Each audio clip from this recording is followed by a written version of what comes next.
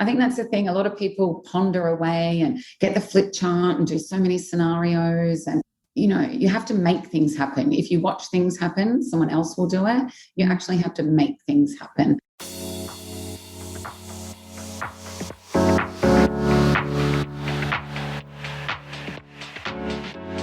Hello and welcome back to the Kelly Lumber Podcast. I'm your host, business mentor, personal brand and style expert on a personal mission to inspire a minimum of 5 people a day to take action. That is to just do something different or just show up as the best person that they aspire to be. Thank you so much. Again, I know I said it in the last episode, but for all those DMs on Instagram saying that something that you've listened to on one of the podcasts or heard from one of the guests has inspired you to action and to just do something different. So that makes me so happy. If you are one of my 5 a day, awesome.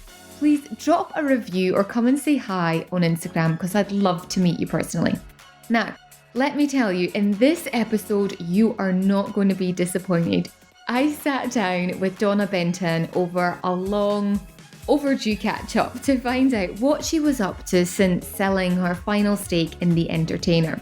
For those that are unfamiliar with who Donna is, she launched The Entertainer back in 2001, basically providing a buy one get one free offer to the best restaurants, cafes, night spots and attractions in Dubai. Now Donna grew the business into different countries using the same model, also expanding her product line. So there was spas, beauty treatments and hotel accommodation. So the award-winning Entertainer app was actually launched in 2013. So it basically transitioned from a print publication to data technology-driven firm. And I remember in the old days, for those that also remember, when we say the old days, we're talking back in early 2000s, where you would actually carry like the book with you. Or I always left mine in the car because it was a massive book. Or you just have to remember you were going to these restaurants or possibly these restaurants, so you had to tear out the little voucher and remember and bring it with you. So when the app launched, it was amazing. Now, under her leadership, The Entertainer contributed a staggering $1.3 billion to the economy and experienced 25 to 30% growth profit each year. Now, Donna has a couple of new projects on the go now, so stay tuned to find out how this mum of 2 manages it all. So welcome to the show, Donna. It's great to have you here. Thanks, Kelly. It's great to be here. I love how our paths kind of just cross over each other over the years. I interviewed you back in 2009. Do you remember, for my book? Of course, I've still got the book. Do you? And look how far we've come. Wow. And I was flicking through magazines the other day and you were there at the book launch and everything. Like, it's so nice. So I feel like I've seen your journey and I'm so excited to ask so many questions about, what you're doing now. But maybe for those that don't know who Donna Benton is, which I'm like, where have you been living for the past 10, 15 years? Maybe just give everyone a little bit of a backstory and then we can kind of get started. Sure, no problem. Well, hello, everyone. I'm Donna. I'm from Australia. I came to Dubai when I was 26. Very high level. I came here with $3,000. I came for a job, which fortunately did not work out. And I started a company called The Entertainer. And what The Entertainer is, it's a buy one, get one free concept to restaurants, bars, salons, water parks, attractions, etc. So I started that in 2002. Our first book was launched. And basically over 18 years of doing that, we started from one country, we went to 15. From one merchant, we went to over 10,000 merchants. I had 300 staff and we put in $1.3 billion into the economy. I, in that time as well, did 2 acquisitions. One in 2012 where I sold 50% of the company, and one 2 years ago where I sold 85% of the company. And during the pandemic, I sold the other 15%. So that's pretty much high level what I've done. Was that always the plan to sell it all? I didn't, to be honest, Carl, as an entrepreneur, I didn't really have a plan. I think you have to firstly love what you do. And I did. I loved it. I loved my staff. I'm very big on company culture. I love the merchants. And eventually, everything has to come to an end. So I knew eventually one day it would have to sell. So I knew the 50% I sold, that was a big decision for me. And I did that. They were amazing shareholders and I still had control of the company and we grew. The second one was a little bit more my heartstrings because I was giving away 85%. So, the entertainer was my commercial baby and it's like giving your child away, but it didn't have a heartbeat.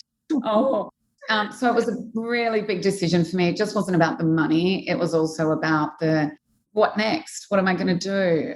Where am I going to fit in the company? Who's going to make the decisions? I don't have majority. So all of those things came into mind. But for me, it was the right timing.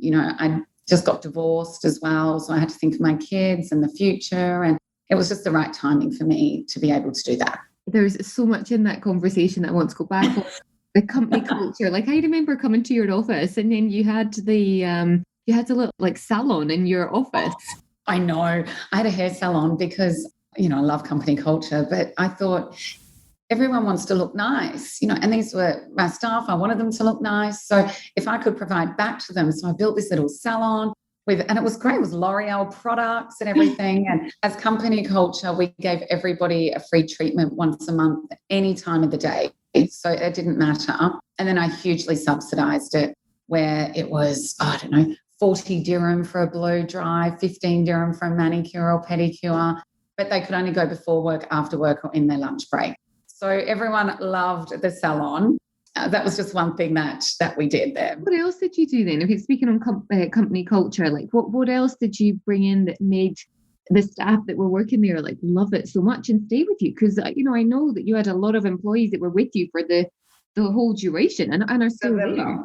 Yeah. So look, I think it's sometimes not what you do for them. It's also how you are as a person. Yeah. So you have to earn respect. You don't just get respect. You have to lead by example. And it's all about the team, not about I.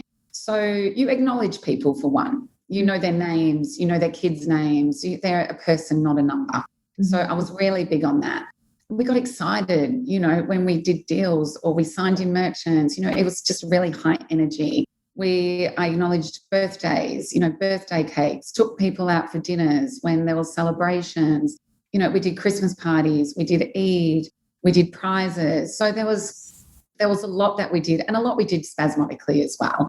So yeah, I really love that people love to work there and I loved it as well. And I thought, even when I had my daughter, I thought, wow, what if other people have kids? So I built a little playroom. So if anyone else had kids, they could bring their babies to work if they needed to. Eventually, when we got bigger, I had to unfortunately cancel that because you could hear all the babies crying while you're on conference calls. But yeah, anything I could do for the staff. I was very fair, but very firm, but fun at the same time. I love it. And in that, the last comment you're talking about there, dying to know, what did you do the day you sold 50%? What does someone do when they sell 50% of their business? Did you go out? Did you go buy something? What happened? On the first acquisition? And then you can tell me the second, because I feel like there's a story there. Yeah, actually, on my first, I was quite overwhelmed because coming here with $3,000 and then, doing this acquisition, and it took a year to do. So I learned a lot. I'm dealing with basically all men. This private equity company were huge, the biggest in the market. And it was, it could be quite intimidating at times, to be honest. So when I did that, it was really, really exciting. But actually, the first thing that I did is I bought my mum and my dad a house. They're not financial. Lovely. They're divorced, so it cost me double. But I wanted to give them financial freedom. So I actually bought them a place each to live in for the rest of their lives. And then I bought my house in Thailand as well as a reward. Beautiful. Thank you. But to be honest, I didn't really celebrate that much. Of course, I went and had some drinks and celebrated and whatnot, but I knew there was still a lot of work to be done, which there was. After every acquisition, I've worked harder than I did before it. So because you want to give back to your shareholders at the same time. So yes, we celebrated and had friends over and did that, but I didn't do anything extravagant. I did that for my parents and bought a house, and I don't even think I bought a new pair of shoes, Kelly, much to your disgrace. What happened? What happened? And then when you did the 85%, did you do something else different? Yeah, so the 85% was a little bigger. Just a little bit. Yeah, that was a little bigger because it had grown. So I remember I was going, and I'd actually been through a really rough time personally as well. So what I did to actually sign the contract, I didn't actually do it in the office. I brought the contract home and I signed it with my kids because that's what I was doing it for their future. So I actually signed it with them and they were really excited. And then I had all my best friends over and basically we drank champagne for 6-7 hours and celebrated. But again, I didn't do anything. I bought another property. With that, I bought Narai. So I'm big on property. Yeah. But again, I didn't really go out and splurge on anything. I made myself financially stable and paid off other properties. And I just really I went to my close friends' houses for barbecues that week and just did really low-key things and I just did a lot of reflection. Yeah. So the kids, they've been part of, you're saying you did this for them. They've been part of the journey. Like, what do they make of mum, working? Like, I mean, how, when you're bringing children up, they know that you're working full time, that you run a business. How do you adopt them into your entrepreneurial mindset? Like, how does that all work? How do you balance it? Yeah, I'm pretty honest with them with everything. They knew all about Entertainer. Chloe, my daughter, she's a little bit older. She's turning 11. Jack's nearly turning 8. So they would have been a bit younger then. But I remember once in Vietnam, we were sitting there at a pool bar and she met this little friend there and she goes, look, that's my mummy's company. And I looked at the board. I'm like, what's she talking about? And it was happy hour, 2 for 1 off cocktails. So she thought the whole 2 for 1 was my company, which was really cute. So I tried to teach them along the way, and work ethic is really important to me and leading by example. And they know that. So, as Chloe says now, I have Kaha Kapo with the swimwear. I said, oh, darling, and I involved them a lot in it with designs and what they would wear. I said, oh, maybe one day you'll be running Kaha Kapo. And she turned, she goes, no, Mummy, I want to run the Benton group. I love it. So I think she has the entrepreneur in her. I'm not sure about Jack yet. I think he just wants to play football and hang out with his friends and he's not sure what he wants to do. But I always say to them, I'm there to support you. No matter what you do, you have to live your dreams and I'm there to support them. I think something, and especially the mums listening as well will have that. And certainly through mentoring, it comes up, mum guilt. Like how have you dealt with that? Because I'm sure it's something that comes at some point, what are some tips and things you've got that you can share? So when they were little, I think you feel more guilty when they're little, when they're babies. But I had this thing in my head, they're never going to remember. When they're young, they're never going to remember if you're there or not. And I'm doing this for them. So I compartmentalize very well. And if you think, oh, I'm not there for their bath, or they're never going to remember that. So I obviously would try to be there as much as I could, but I was trying to balance running a global company and being a mum. So we have a really good support at home as well. Our nanny's fantastic. You can't do it without them. Back home in Australia, you have your family and friends, but you've got your friends here, but you have your family, but you can't do that here. Yeah. So that was the way I got around it when they were young. And then really now they're a bit older, I try and balance. So I'll always do school drop off, but I'll do school pick up where I can. But if I'm being honest, it's probably once every 2 weeks that I'll do that. The after school sports, you can't go and watch anyway now, all those after school activities. So I'll get them there. And, I have them every second weekend because their dad has them. And on every second weekend, I just really include and go out with them. I have them full time during the week. Like, for example, today, Chloe has an interview with she's going into high school. So she's coming into the office to do it. And Jack will come as well. So it's really, they've also got to fit into your life. Mm-hmm. But you also have to think of them to make do for them in their life. It's got to be a balance. Mm. But I always believe children can't run your life because you're the parent. Yeah. And I guess, some days that balance is more 70-30 and, other ways that'll be 50-50. And, and I guess it's the 50-50 doesn't always work, but the balance is the bits in between. Exactly. And, there is no right or wrong. It's whatever works for your family. Yeah. And what we do works for our family, and others it might not, but it is what it is. Yeah. And I do everything. I love my kids more than anything in the world. And I'm there for them every step of the way, but I'm also not that stay-home mum. I need to be mentally stimulated, and I want to include them in every step of the way as well. And clearly with Chloe wanting to run the Benton group, there's been no effects that you weren't there for bath time when she was 6 months old. Exactly. She's not going to worry about that. She'll laugh about that now. Yeah. So what are you doing now? I know we've got the swimwear. I saw that you were in Turkey. Like, kind of give us a lowdown of the other businesses. And then I want to go into how do you choose these businesses to work in and set up? To do. So, yeah, after entertainer, everyone's like, oh, wow, you can have a rest. Mate, yeah, not sure, but I need to be mentally active. So I started up the Benton Group. So along the way, having entertainer, I'd also done some other investments. I'm a big believer in startups because I remember where I came from. I love helping people that have come from nothing. So I've invested in a few startups, and I've also then started up some of my own companies again, hence the swimwear with Kaha Kapo. So when I, again, exited, I have these other companies like the Sunset Group, which is hospitality, Dawson Sports, the salon, so property. So I have all this, but I wasn't really operational in any of them.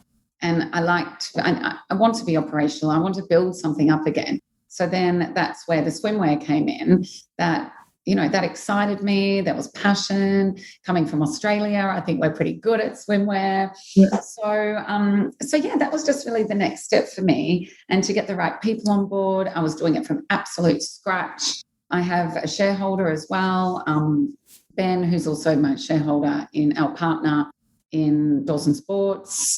So you can enjoy it with somebody at the same time. And we've evolved. We've nearly been going a year now, and it's really exciting. I love it. You've got you sell online, but you've also got your first standalone store in Mall of the Emirates. Is that right?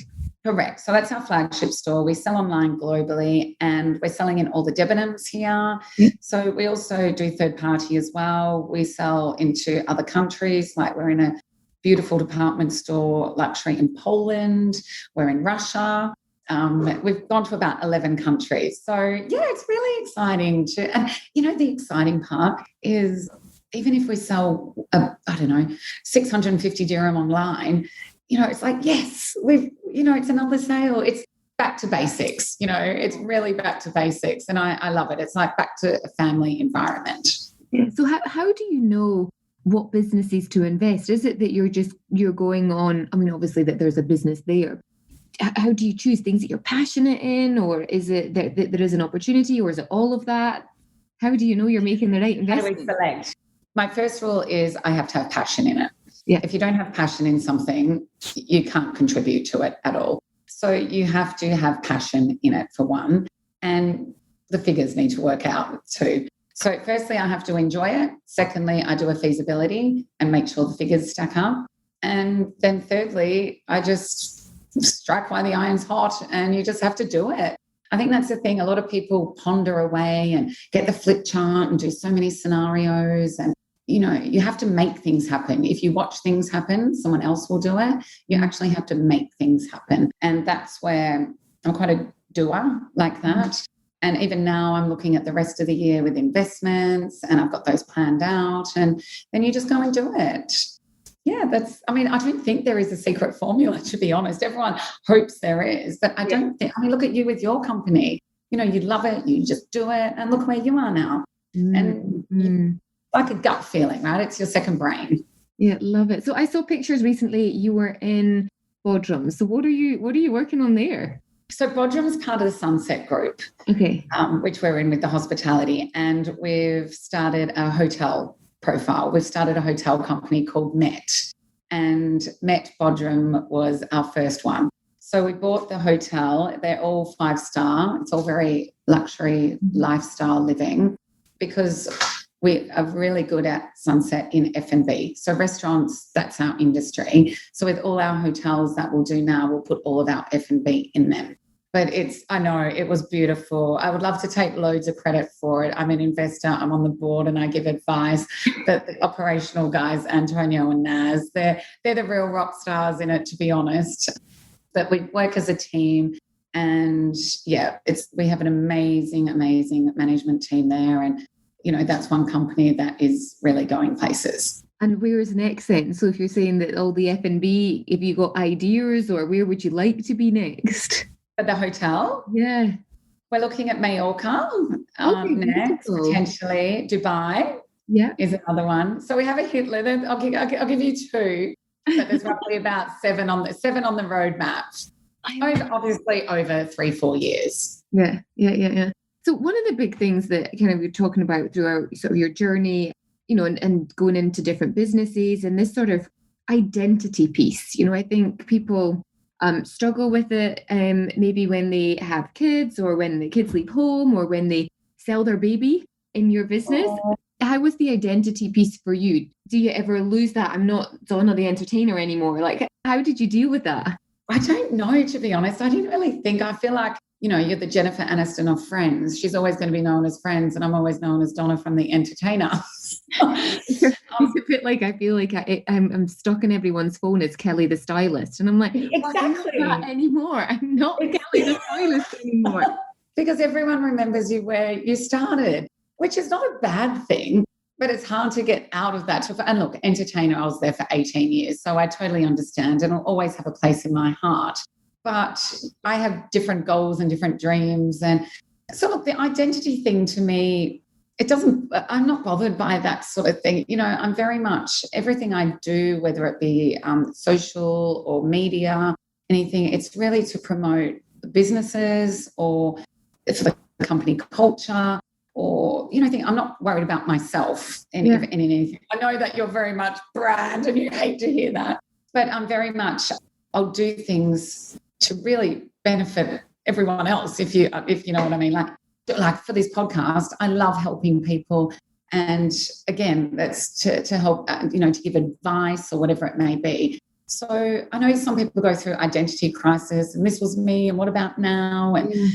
But no, I haven't really found that because I'm quite humble and down to earth, and that doesn't really faze me, to be honest. And it's so good to hear that as well. So people listening, a lot of them have their own business. What are some of the things that you've learned along the way? Like, what are some Donna nuggets that you can share with us? Wow. Okay. Some of the big ones are definitely get your company audited each year. Mm-hmm. If somebody wants to come in and buy it or look at it or invest in it, it's a lot easier for the due diligence process. Yeah. It'll save you a lot of headache in the long run. So definitely do an audit each year. If somebody wants to come in and acquire some of your business, what I personally have learned is you either need to keep majority or you need to sell everything. That's what really works for me because as a founder, you're in control. If somebody comes in, if it's 50-50, that's fine. If you're operational, that's fine. But if somebody comes and buys majority, then you don't really have that say anymore. And your vision might be different than theirs. And that's where it could get a bit funny. Mm-hmm. So that would be one thing I've personally learned, that you can get attached by heart, but sometimes you have to think a bit with your head. And when you're not in control anymore and you've founded something, it's very difficult to, you can't run it if somebody's making other decisions. You take it personally, I suppose. So that's one thing I would really, really look at. Look at who you're in partnership with. It's just not about the money. It's definitely just not about the money. You have to have chemistry. You have to get along. You have to have the same vision. And again, if the process is going through, it doesn't happen overnight. It does take, depending on how big your company is. For both my acquisitions, it took a good year. So don't go out and buy your parents' home straight away. Exactly. Get the money in the account first. I know. Get a good lawyer. Get a commercial lawyer, because yes, you will get the money for the business, but you also have a lot of warranties and indemnities that come with that. And you don't want anything to bite you in the arse later, to be honest, where you would have to pay back any of that. So everything has to be straight, and you just have to feel comfortable with the deal. Don't just do it for the money. You have to have a vision what you want to do later, and because life's a journey, not a destination. And sometimes once you've sold, you're at that destination, and then it's what do you do then? And then you go and set up lots of other businesses. And then you have to have other ideas about businesses. Exactly. But if you're stuck, well, that's where the problem is. So fortunately for me, I always have ideas. I love it. I'm always on the go. But it's actually, I'm back in startup mode. I feel like I was in 2001, just with a bit more knowledge. But yeah, that would be my advice for an exit. Yeah. Well, actually, I feel then, so when I sold my business, I did have audited accounts. So I feel like that was a good thing. And it was always such a pain in the neck doing it. But in the beginning, it was a requirement actually of the trade license I was with in those days that I had to do it. And in hindsight now, it actually helped me when I came to sell it because they were all organised. And imagine going back all those years doing all the figures then. Yeah. So that was a good advantage. I did hire a lawyer and I sold 100% of it. So there's a few. Oh, congratulations. We love a success story. And the other thing for anyone who wants to sell their business, don't accept anything less than it's worth. You've put your hard work, your dedication, your sweat and your tears into it. Don't accept anything less than it's worth. So then I would say don't put your pants down too quick. So then there's a point on that. You know, I know that they always say something's only worth what someone's willing to pay for it. I know on paper, you know, you can say, well, it's worth this, but like how do people, I mean, I suppose just from the facts and figures of the audits, or like how do you also make something worth something? Do you know? That very much depends on the industry. There's a lot of companies that sell for millions who are making a loss because they're data driven. So it really depends on what it is. So you've got your P&L that you can go by and your multiples, but you also have to look at a little bit of blue skies, as people put it. And look, it depends on the person buying it, how it can benefit them to buy it. Is it going to help one of their companies? So don't get screwed over. That's all I'd say. Yeah, and really good advice. And it's something there that, you know, you've always been so good at supporting other small businesses. You know, during lockdown, you had your little campaign that you were support local, and you did every day. You bought something from a local business in the UAE, didn't you? I did, because they've got to survive.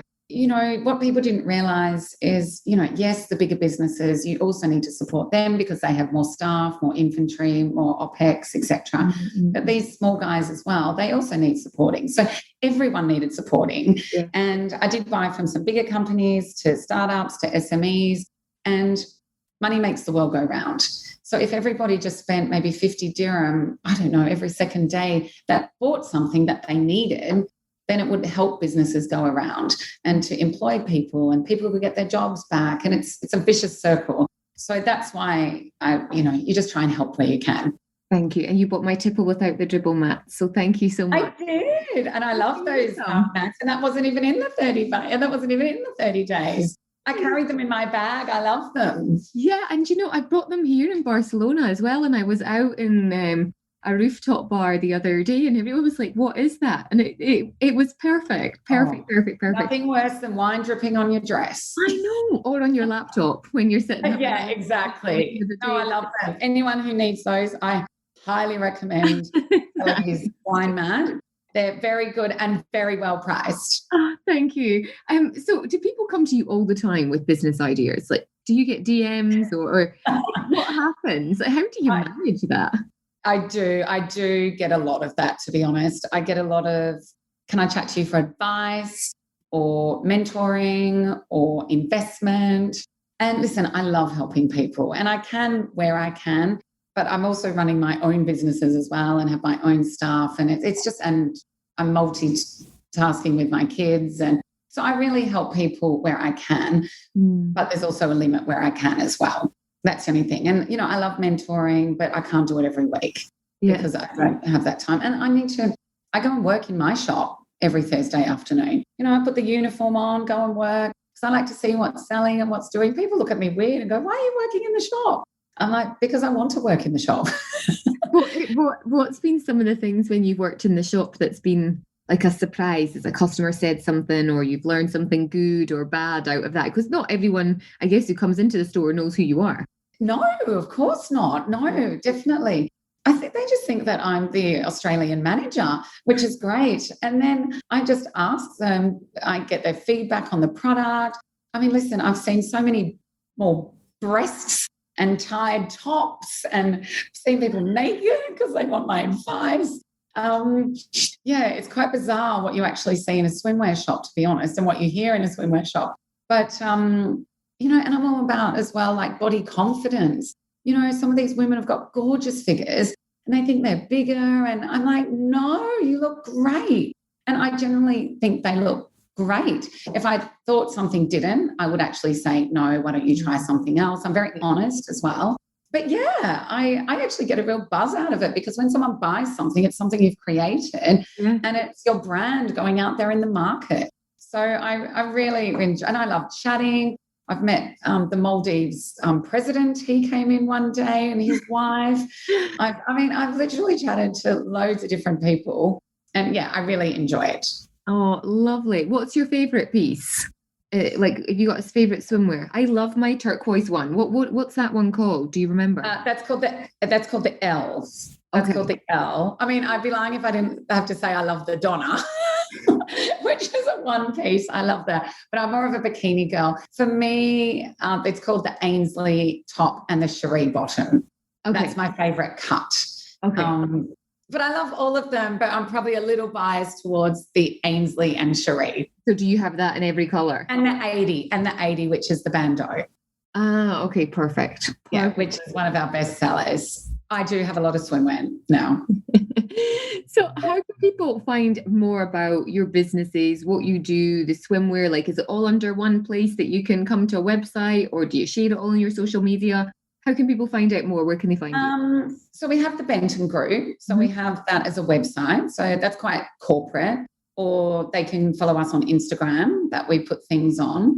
They can follow me personally. And depending on what demographic, if they want more business, then it will be more the Benton Group. If they want a bit of business and a bit of Donna fun, to see what I'm doing in lifestyle, then I am normal and I do drink wine and I wear shorts and I do have bad days, then you can follow me on my social media. I love it. I have a question for you, and it's the personal brand piece. And how come you don't have your own website or your own platform? Oh, I know. I don't know. I don't know. I know you would love me to have that, Cal. I know you could run that. Listen, not that it's an ego thing, but I would feel anyone can come to me for anything, but I would just, I'm not sure the word that I'm looking for here. I wouldn't want to gloat, or I'm very feet to the ground and just do it and go in the shop and work. But, you know, maybe I should start a blog, or I could do things like that. But I don't know. I'm probably, people think I'm really confident, but I'm a little shy sometimes when it comes to that sort of thing. Well, and it's really good, I think, for people to hear that and see the different sides. And I totally put you on the spot there, because I never said I was going to ask you that question or anything. But I'm like, I'm dying to know why she doesn't have one. And I'm like, okay, I'm going to ask her on the podcast. Yeah, and listen, I'm very much a spade to spade. You know, when I sold The Entertainer, which was amazing, I had so many DMs in my Instagram from so many different countries, and I literally answered them all myself. I do my own personal Instagram. Nobody does it for me. I'm probably so bad at the filtering, and I have no idea sometimes what I'm doing. But yeah, I really try and get back to everybody. I think it's just a manners, really, just to get back and to help where you can. And there's a lot I probably do behind the scenes that people wouldn't know.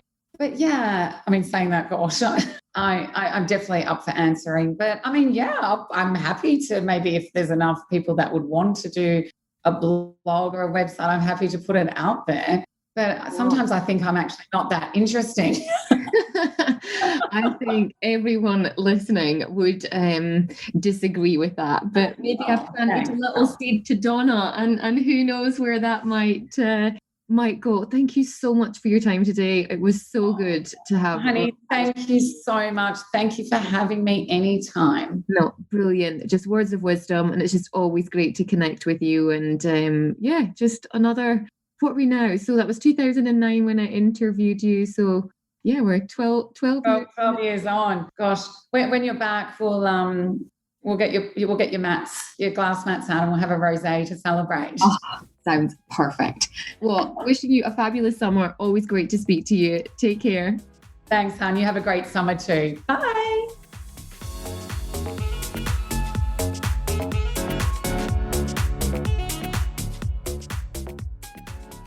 Thank you so much for being here and listening to this episode today. I'd love to know what inspired you the most. Was there something that was said? Was there a real takeaway that you're like, do you know what? I'm actually going to go away and implement this. Then if there is, head over to Instagram because I hang out there and I really want to hear what it is you say. Come and leave me a DM. Tell me the best part, or even better, share it with a friend and inspire them too.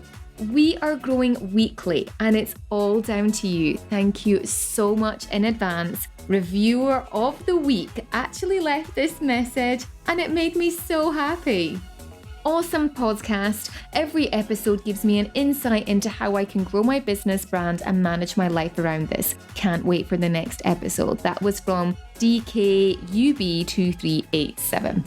So they mean so much. If you haven't left a review yet, then please do head on over to Apple Podcasts, rate and review. And don't forget, be inspired and keep following your dreams. Until next time, bye for now.